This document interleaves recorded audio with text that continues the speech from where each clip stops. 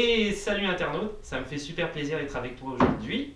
Et le sujet, c'est ça. Space Force. Alors, qu'est-ce que c'est que Space Force? En fait, c'est une idée, un concept qui part directement de Donald Trump. Ça pourrait paraître super bizarre. Ça paraît bizarre, dit comme ça. Mais c'est la vérité. Le 18 juin, c'est très précis, le 18 juin 2018, Donald Trump, c'est un monsieur qui fait beaucoup d'annonces un petit peu farfelues souvent, en tout cas c'est ce que disent les gens, mais c'est vrai, remarque. On ne parlera pas de politique, on n'est pas là pour parler de politique. Bref, il a annoncé la création d'une 6e division militaire, et cette division-là avait pour but, ou a pour but, puisque finalement peut-être qu'il la mettra en place, j'en ai aucune idée. Ça va être une armée de l'espace qui va défendre les satellites américains contre d'éventuelles attaques soit de la Russie ou la Chine, qui deviendrait la Ruchine, vu que comme j'ai mal parlé, la Ruchine, tout en menant en fait à côté de ça des espèces de missions spatiales qui font en même temps à côté. Donc c'est très science-fiction quand même comme idée. Mais c'est l'idée de Donald Trump et il veut vraiment la mettre en place. Steve Carell et Greg Daniels, qui sont les deux gars, bon Steve Carell on ne présente pas, ce sont les deux gars qui ont adapté The Office, qui était en fait une série télévisée anglaise. C'est Rick Gervais, je ne sais plus exactement, qui lui l'avait créé en Angleterre, et ils l'ont adapté aux États-Unis, The Office. Eux sont tombés sur cette nouvelle-là et ont dit que c'était de l'or en barre. Donc, ils ont décidé de créer la série télé Space Force, qui va être produite par Netflix. Pour le moment, c'est les seules infos qu'on a. On ne sait pas la date de sortie, on ne la connaît pas. On ne connaît pas non plus la durée des épisodes. Ça va être à suivre. Ça va sûrement être sur le même format que The Office, puisque ce sont les deux mêmes adaptateurs, je dirais, créateurs slash adaptateurs, parce qu'ils ont aussi quand même créé beaucoup de choses pour The Office États-Unis, USA. Donc, à suivre, Space Force, c'est vraiment une nouveauté que j'ai appris il n'y a pas longtemps. C'est sûr qu'il va y avoir une semaine de décalage, parce que mes vidéos sont montées une semaine après. Mais quand même, Space Force à voir. Vas-y. Coucou. Bon, voilà, il voulait faire coucou. C'est bon, merci. Ensuite, on va parler de Mission Impossible. Christopher McQuarrie, qui lui, McQuarrie, bref, moi je dirais McQuarrie, qui lui en fait était notamment le réalisateur et scénariste de Mission Impossible, Rogue Nation et Fallout, Mission Impossible Fallout, en fait a affirmé que, ouais, pour déneiger, on va venir l'aider, a affirmé, parce qu'il y a quelqu'un qui est bloqué avec sa voiture, c'est la grosse tempête de neige aujourd'hui, il fait moins 30, il y a plein de neige qui tombe. Donc je voulais aller l'aider, mais finalement le déneigeur est passé. Mais bref. On est au Canada. Donc c'est ça, il va faire en fait Mission Impossible 7 et 8, qui va tourner l'un après l'autre, un petit peu le même système que Matrix, qu'ils avaient fait les frères Wachowski, qui sont venus en Wachowski, Matrix 2 et 3. Ou Le Seigneur des Anneaux aussi, il avait tourné les 3 premiers à la suite, même The Hobbit c'était la même chose. Et en fait, ils sortent les films après dans des sorties décalées.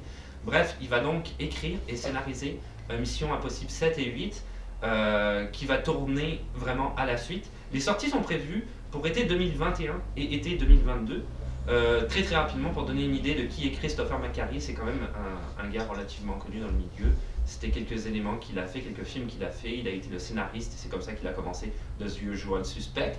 C'était son premier gros truc, on ne présente plus The Usual Suspect. Valkyrie avec Tom Cruise. Edge of Tomorrow, j'avais pas mal aimé ce film-là.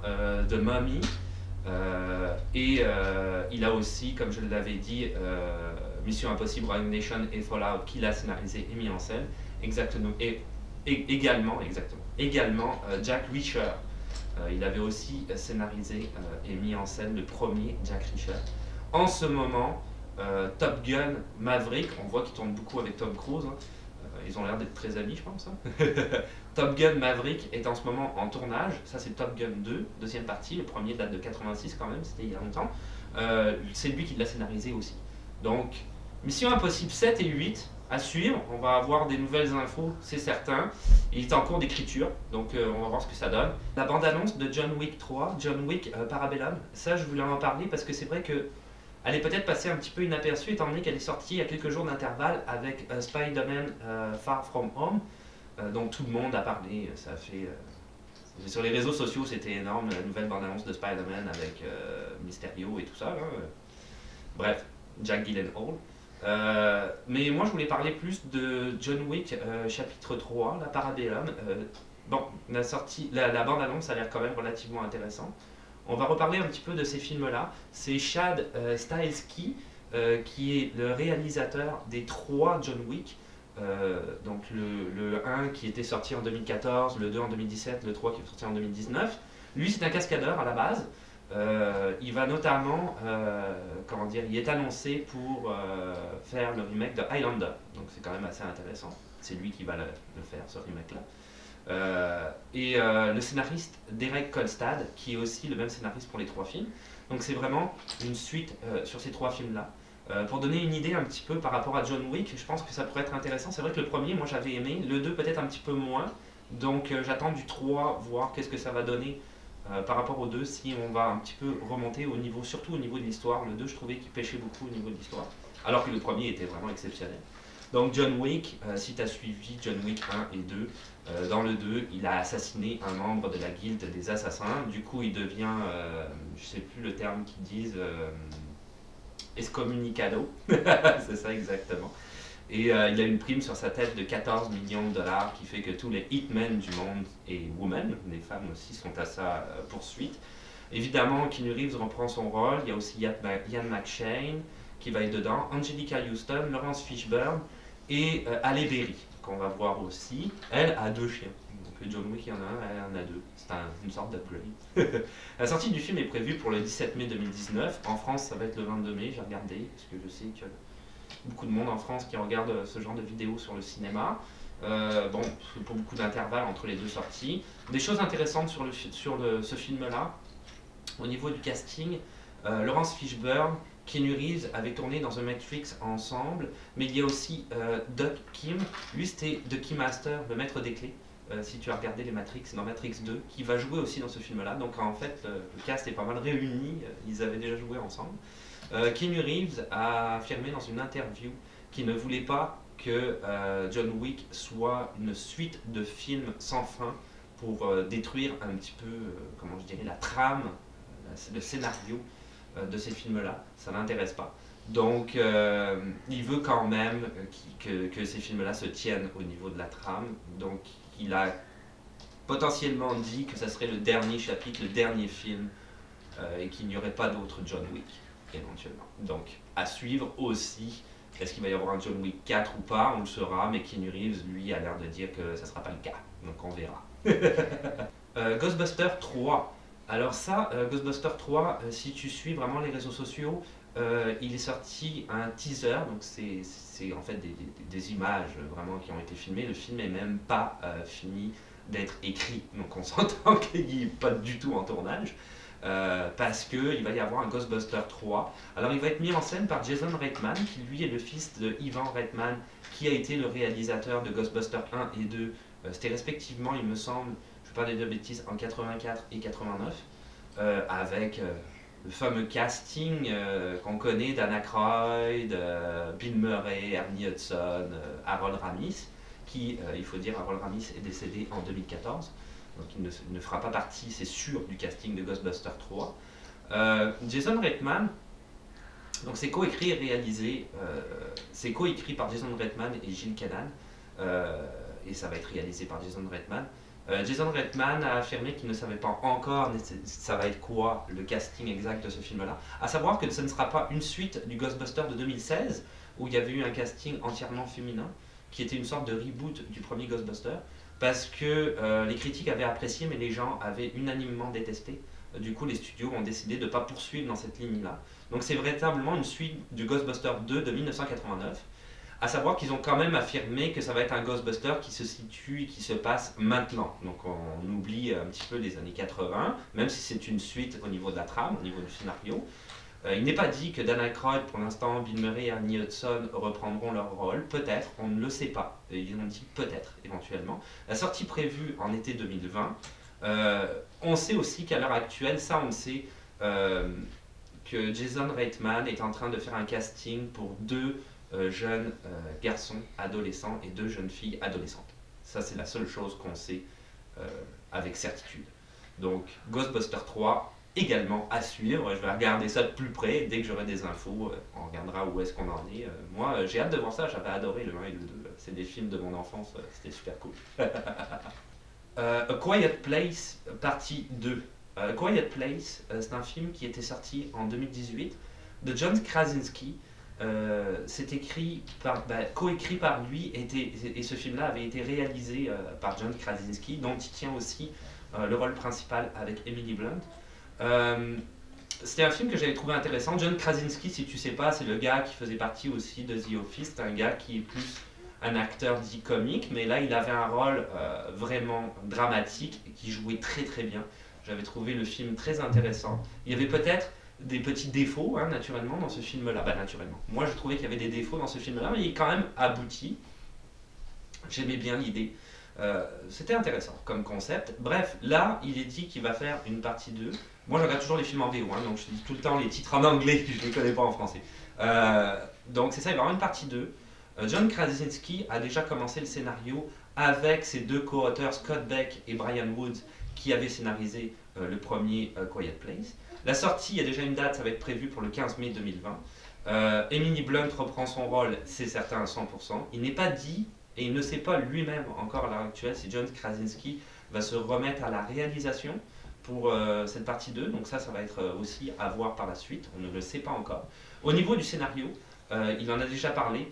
Le film va tourner en fait autour de l'origine des monstres et va reprendre exactement où le premier s'est arrêté. Donc ce n'est pas une préquelle et ce n'est pas un spin-off, c'est véritablement un suite de Quiet Place.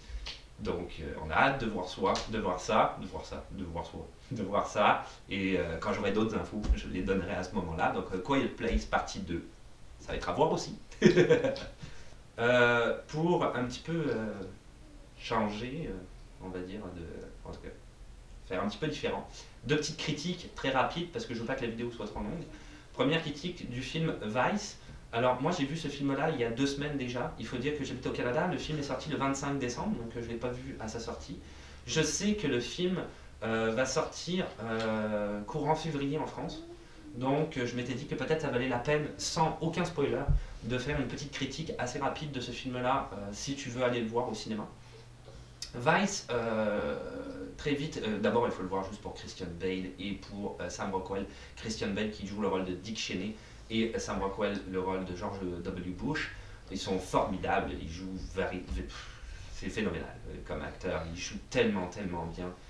C'est incroyable, ça vaut la peine de les voir juste pour la manière dont ils ont joué leur rôle.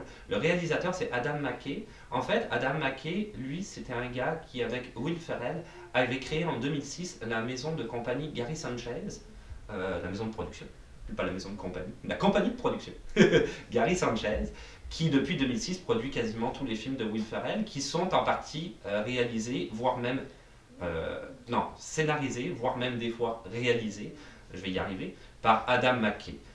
Donc notamment The Anchorman Part 2 par exemple, ou The Other Guy. C'était des films qui avaient été scénarisés et réalisés par Adam McKay et Will Ferrell aussi, hein, qui avait aussi scénarisé. Donc The Other Guy en 2010. Si tu veux savoir un petit peu à quoi ressemble Vice, je te conseille d'aller voir, si tu ne l'as pas vu, le film qui s'appelle The Big Short, qui avait été écrit et réalisé en 2015 aussi par Adam McKay, qui entre parenthèses avait aussi scénarisé The Ant-Man. Donc on voit que le gars il est un petit peu partout, et The Ant-Man était quand même très réussi. J'avais trouvé la partie 1, le premier film, quoique le 2 j'avais aimé ça aussi. Je vais peut-être le voir au cinéma. Vice, si tu regardes The Big Short, Vice ressemble beaucoup à The Big Short. Moi au départ, quand j'avais commencé à regarder le film, j'avais dit ok, c'est encore un film sur la politique américaine, ça risque d'être très ennuyeux. D'après moi, j'ai pas envie de retomber, en tout cas c'est comme ça que je le voyais avant de voir le film, hein, on s'entend, j'avais pas envie de retomber un petit peu comme le film JFK d'Oliver Stone, quelque chose de lourd, de dramatique, vraiment, voilà, un gros poids lourd de la politique américaine où tu comprends un mot sur 3.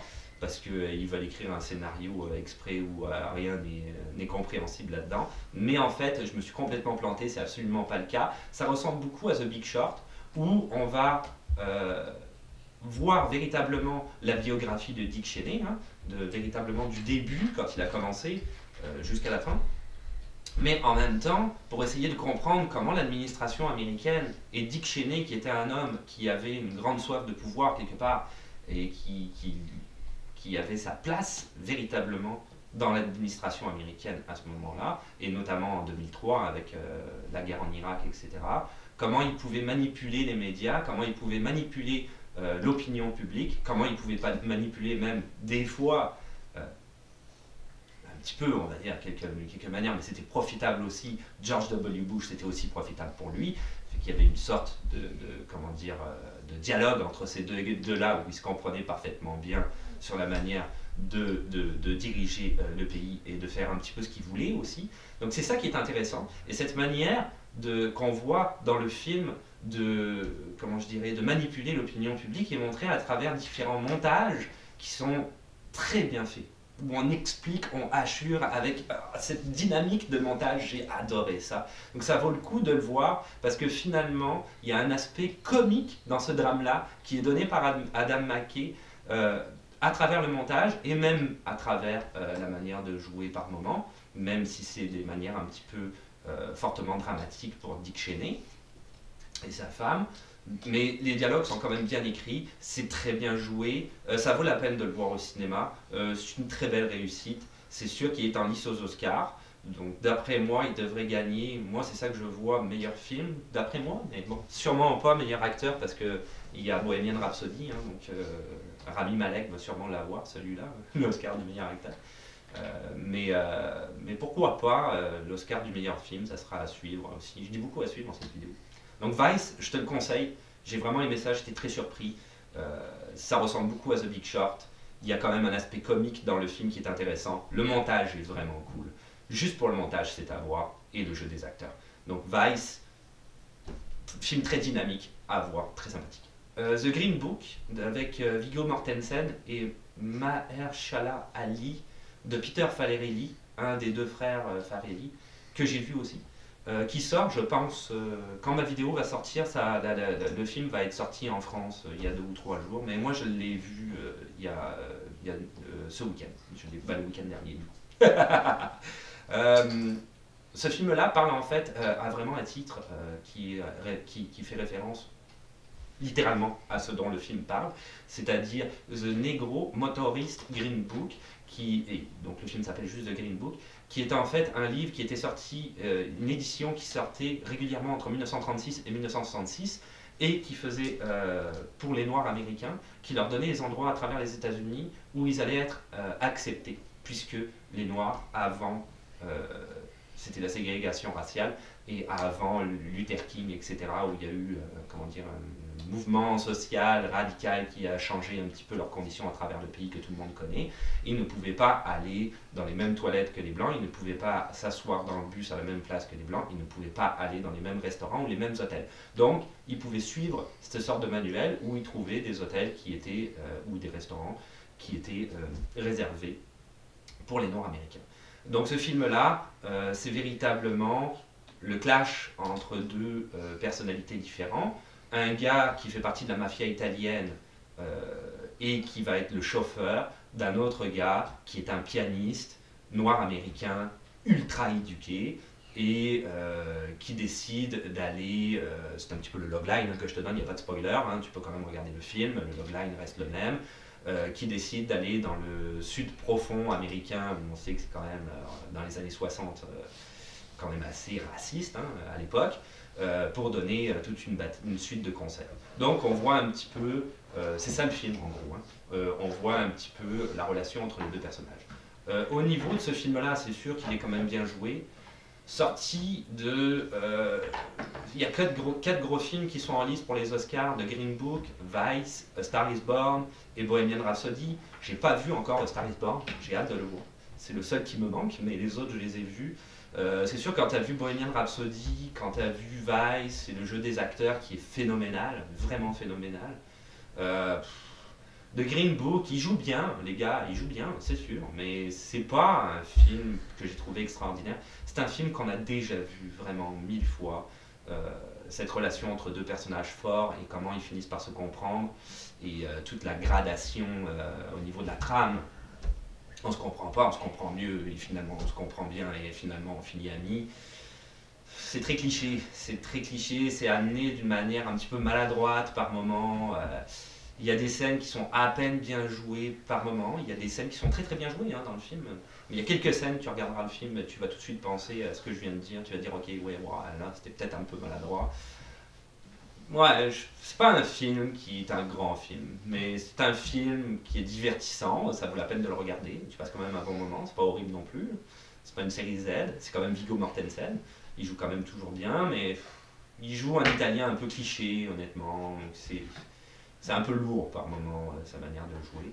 Petite anecdote sur la bouffe qui était cool, c'est que tu vas voir dans le film que Viggo Mortensen mange énormément comme tous les Italiens de cette époque-là, ou en tout cas c'est décrit dans le film. Et il a vraiment tout mangé, à un moment donné il plie une pizza littéralement pour la manger, c'est dégueulasse. Mais il a véritablement tout mangé. Donc il ne mangeait pas à la cafétéria du tournage, il mangeait réellement sur place. C'est ce qui clôturera un petit peu mes critiques sur ces deux films-là, Vice et The Green Book. Très rapidement, très très rapidement, parce que le temps tourne, j'ai vu ce week-end Bohemian Rhapsody. Bon, j'ai mis du temps à le voir, honnêtement, parce que je trouvais pas de copie sur internet. Bref, Bohemian Rhapsody, qu'est-ce que j'en ai pensé? J'étais un petit peu déçu, honnêtement. J'ai vu un peu sur internet les critiques des autres, là, ceux qui ont des grandes chaînes de cinéma. J'étais un petit peu regardé ce qu'ils en parlaient, je trouvais qu'ils exagéraient.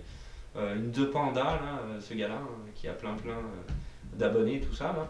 J'étais comme, ouais, ok, il exagère un peu le gars et tout, avec ses critiques, il détruit le film, il parle un petit peu de ce que lui il pense et il n'est pas, comment dire, il donne pas un point de vue plus technique et il est un petit peu trop impliqué émotionnellement dans sa critique de film. Mais finalement, en regardant le film, je me suis rendu compte avec ma conjointe, on a vu qu'il avait pas mal raison.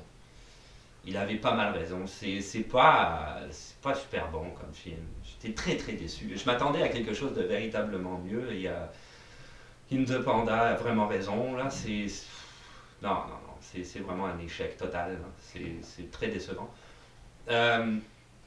Rami Malek, il n'y a rien à dire, il joue superbement bien. Il a quand même le rôle de Freddie Mercury, il le fait vraiment bien. Et là où j'ai été déçu sur plein de choses, c'est que The Panda a raison, c'est vraiment.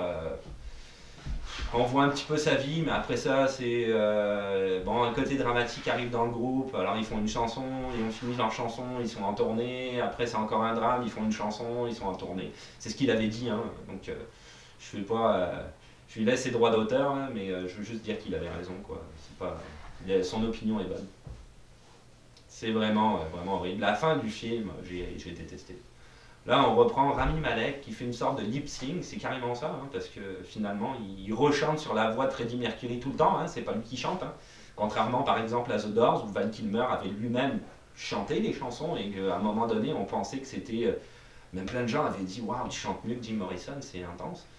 Là, c'est du lip sync, fait qu'on voit tout à la fin, on voit tout le concert de Wembley, mais pourquoi faire ça? Moi j'aurais été Réa, j'aurais dit ben autant on va mettre le vrai concert à la fin, voilà, on met le générique et pendant le générique on met le vrai concert, ou avant le générique, et on dit voilà, le film est terminé là, et on met le vrai concert, et on peut le regarder, ou on coupe, on fait ce qu'on veut en tant que spectateur, ou on sort de la salle de cinéma, ou finalement on le revoit, et c'est super intéressant. Mais pourquoi avoir fait ça avec du CGI qui est plus ou moins bien fait, on voit les silhouettes se découper sur le fond vert. Je sais pas, non, j'étais vraiment déçu. J'étais vraiment déçu, fait que j'espérerais du coup, c'est ce que je disais tout à l'heure, que Vice remporte. Pour moi, c'est un film qui a été réussi, mais c'est mes goûts. Ma conjointe ne partage pas nécessairement ces goûts-là. Elle a trouvé que c'était un bon film, mais peut-être pas à ce point-là. Mais moi, j'aimerais ça qu'il remporte le meilleur film pour les Oscars. Vice, j'ai trouvé ça vraiment bien. J'ai vraiment apprécié ce film-là.